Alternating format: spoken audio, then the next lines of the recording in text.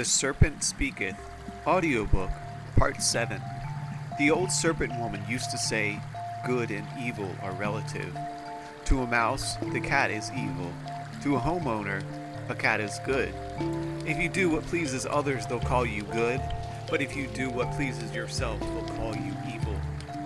The thing to remember, the Old Serpent Woman used to say, is that good and evil really don't matter. What matters is that you do what must be done, without regard to good or evil, at one with the intentions of the universe. June 8th, 2012. I woke up from the dream feeling powerful, feeling like anything was possible. I am not an expert on dream interpretation, but I took the dream as a sign that I should leave behind the ideas of the perfect city and other old things and really come into my own. I was excited for the new day, and with my excitement I pushed Cleo's thoughts about Frank out of my head. Everything was going so well and anything seemed possible. I just wanted to focus on my work and work on the relationship with Frank, and maybe one day I would find another job or go back to school, travel the world, or become a famous inventor. Frank noticed my excitement and work ethic a few hours into the workday, and he decided to give me the keys to the truck. Don't think this is going to be a usual thing, he said, but I think you need a little bit of reward sometimes. You've earned it. I thanked him as I took the keys and started the truck. It was good to drive again. It was beautiful. Right then, in that moment, everything felt right, and I could swear I saw the clouds spelling messages for me as we drove to our next job. When I got on the job site, Cleo was there, whispering in my ear. I ignored her, hoping the medication would help, and I changed the line on the weed whacker while Frank started up the tractor. I told Cleo to shut up when I heard her whispering about Frank. After changing the line in the weed whacker, I reached for the earplugs I usually kept in my pocket. I pulled them out, and some frayed brake line came with it. It takes me a few seconds to realize what the brake line might be, and I hear Cleo laughing about the whole situation. I begin to run towards Frank and yell, but his back is to me, and with a noise he can't hear me. I watch as the tractor lurches forward, then begins to roll down the hill. The tractor swings left, then right, wildly, as Frank tries to slow the brakeless tractor. The mower crashes and then breaks free. Frank begins to yell as he careens down the hill. He shifts into low gear, but it's not helping. He turns the tractor sharply left, then jumps off into a rose bush while the tractor continues rolling down the hill. I run down the hill, coming up on Frank to pick him up. He's cut up pretty bad, but he doesn't look too hurt.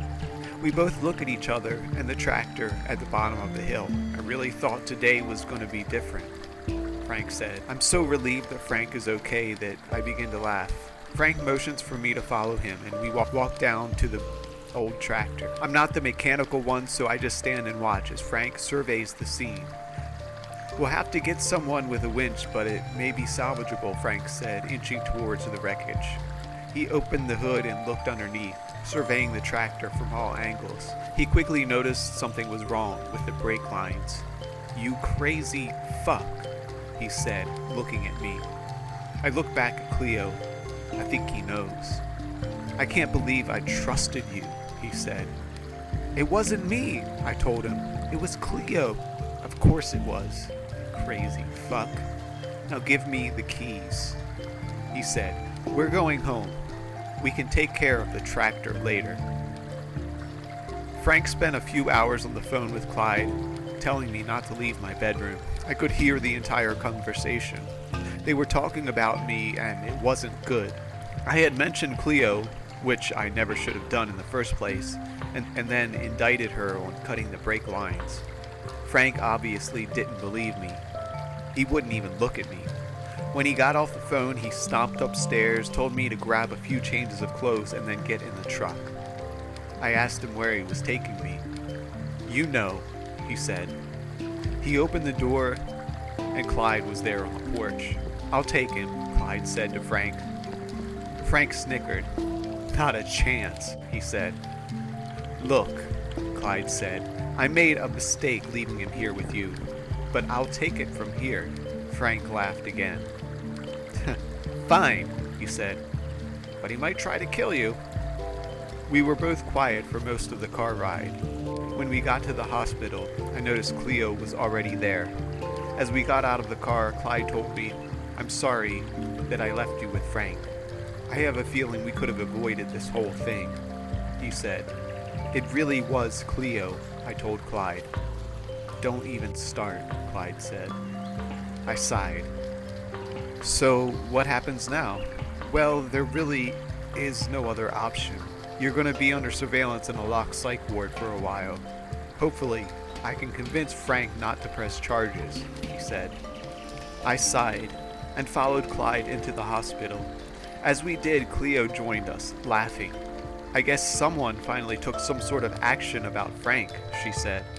"What did you think you would accomplish by doing that? Now I'm going to be locked up," I yelled. She just looked up, barely acknowledging what I just said, eating a piece of bread. She didn't say a word, she just chuckled. Clyde told me, "Ignore her, just keep walking." And that's how I wound up in the psychiatric care unit.